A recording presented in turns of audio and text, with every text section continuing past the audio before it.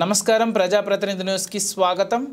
సిద్దిపేట జిల్లా దుబ్బాక ఎన్నికల్లో వరి ధాన్యంకు 500 బోనస్ ఇస్తామన్న కాంగ్రెస్ ప్రభుత్వం నేడు సన్నధాన్యంకి ఇస్తామని రైతులను డోకా చేశారని దుబ్బాక ఎమ్మెల్యే సిద్దిపేట జిల్లా బీఆర్ఎస్ పార్టీ అధ్యక్షులు కొత్త ప్రభాకర్ రెడ్డి మండిపడ్డారు। గులాబీ బాస్ కేసీఆర్ పిలుపు మేరకు దుబ్బాకలో నిర్వహించిన రైతు ధర్నాలో ఎమ్మెల్యే పాల్గొని ఆందోళన నిర్వహించారు। ఎన్నికల సమయంలో వరి ధాన్యం 500కు బోనస్ ఇస్తామని గద్దెనెక్కారన్నారు।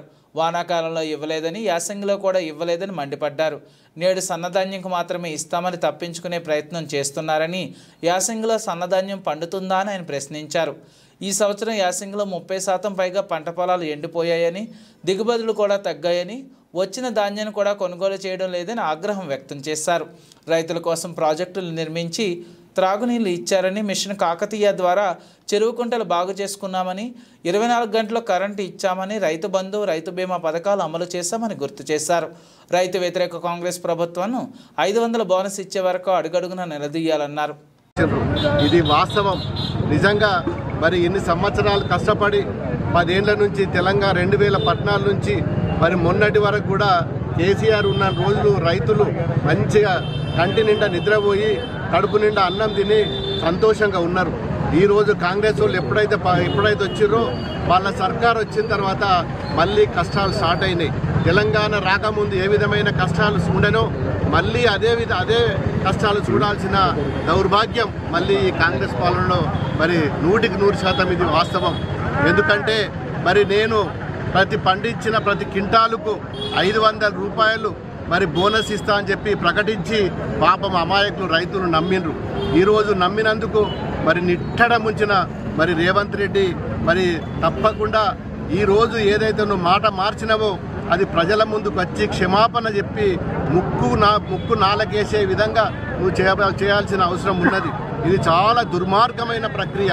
ఇప్పటి వరకు మరి మేము కూడా 10 ఏళ్ళు పాలించినాము। ఏ రోజు కూడా మరి కేసీఆర్ గారు రైతుల గురించి ఒక్క తప్పుడు మాట మాట్లాడలేదు। రైతులు సంతోషంగా ఉండాలన్నాడు। ప్రాజెక్టులు కట్టించినాము, కాలువలు తీపిచ్చినాము, మిషన్ కాకతీయ కానీ మరి భగీరథ కానీ ఇవన్నీ కూడా ప్రజల కోసము, మా రైతుల కోసము, మా పేదవారి కోసం చేసిన ప్రభుత్వం మా ప్రభుత్వం। మరి నువ్వు మాయమాటలు చెప్పి ఇంకా నేను మెరుగైన పాలన చేస్తా అని చెప్పి మరి ఇన్ని అబద్ధాలు ఆడి ఈరోజు సన్నవడ్లు వండిస్తేనే మరి నేను 500 ఇస్తాను, చాలా మూర్ఖత్వం। ఈరోజు నువ్విచ్చుడు కాదు, సన్నవడ్లు వండించిన వాళ్ళకు రైతులు మరి రైసు మిల్లర్లే 3000 రూపాయలకు క్వింటాలు ధాన్యం కొంటుండ్రు। మరి సన్నవడ్లకు అంత డిమాండ్ ఉన్నది। మరి ఈరోజు మరి నువ్వు ఎట్లాగో మా దగ్గర రారు। ఈ రోజు వరకు ఎక్కడ కూడా మరి ప్యాడీ ప్రొక్యూర్మెంట్ ఏ కేంద్రాలు ఉన్నాయో ఎక్కడ కూడా సన్నవడ్లు ఉన్నాయి। మరి నువ్వు కూడా ఒక రైతువు, మరి సన్నవడ్లు యాసంగి వండిస్తారా, వానకాలం పండిస్తారా, అది కూడా నీకు తెలియనప్పుడు మరి ఈరోజు సన్నవడ్ల కోసం మాట్లాడడం అనేది అంతకంటే దుర్మార్గమైన చర్య లేదు। సన్నవడ్లు పండేదే మరి వర్షాకాలంలో, యాసంగిలో దొడ్డు వడ్లు తప్ప మరి సన్నవడ్లు వండయి। మరి పండని పంటకు నేను సబ్సిడీ ఇస్తా అంటే ఇలా ప్రజలందరూ కూడా చూస్తున్నారు। మరి రైతులు ఖచ్చితంగా మరి నీ పని చెప్తారు। నేను ఎప్పుడో మరి వడ్లను కదా గుమ్మిలేసి మూత పెట్టినట్టు నిన్ను కూడా గుమ్మిల్లో కాగుల్లో వేసి మూత పెడతారు। ఇది తథ్యం। తప్పకుండా జనాలు మరి కాంగ్రెస్ను ఇప్పటికే చీగొట్టిండ్రు। మరి ఇప్పటికైనా మరి నువ్వు క్షమాపణ చెప్పి మరి ఎన్ని క్వింటాల వడ్లు వండియో, ఎన్ని టన్నుల వడ్లు వండియో పూర్తిగా వరి ధాన్యానికి 500 రూపాయలు నువ్వు ఏదో మాట ఇచ్చినావో ఆ మాట తప్పకుండా మరి ఇస్తేనే బాగుంటుంది। ఖచ్చితంగా మేము రైతుల పట్ల మేము పోరాటం చేస్తాం। ఇది మా రైతు ప్రభుత్వం।